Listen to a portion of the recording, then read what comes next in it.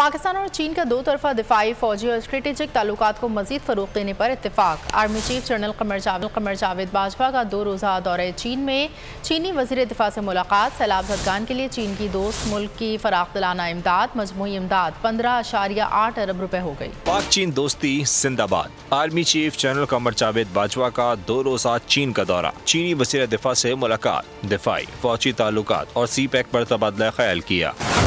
Beijing में मुलाकात के दौरान चीनी वज़ीर दिफा वाई फेंगी ने कहा कि चीन पाकिस्तान के साथ ताल्लुकात को बहुत अहमियत देता है, पाक फौज के साथ ताल्लुकात को मज़ीद फ़रोग़ देना चाहते हैं। सी पैक पर पेशरफ से दोनों मुल्कों को फ़ायदा होगा।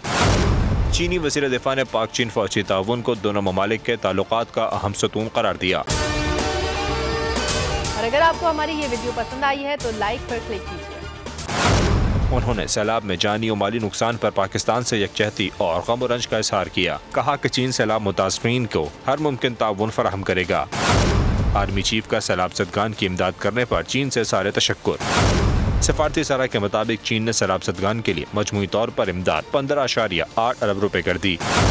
हंगामी बुनियादों पर 100 मिलियन युआन दिए जा रहे हैं। चीनी हुकूमत ने 300 मिलियन युआन और पीपल्स लिबरेशन आर्मी ने 100 मिलियन युआन देने का ऐलान कर दिया।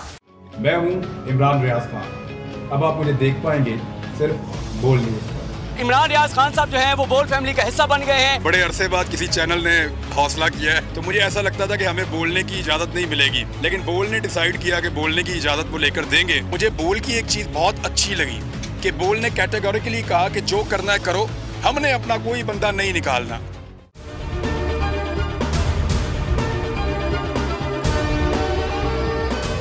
सबसे ज्यादा व्यूज, सबसे ज्यादा रील्स और सबसे ज्यादा रेटिंग के साथ बोल अब भी नंबर 1 पोजीशन पर बरकरार। सब्सक्राइब करें और बेल दबाएं ताकि कोई खबर रह न जाए।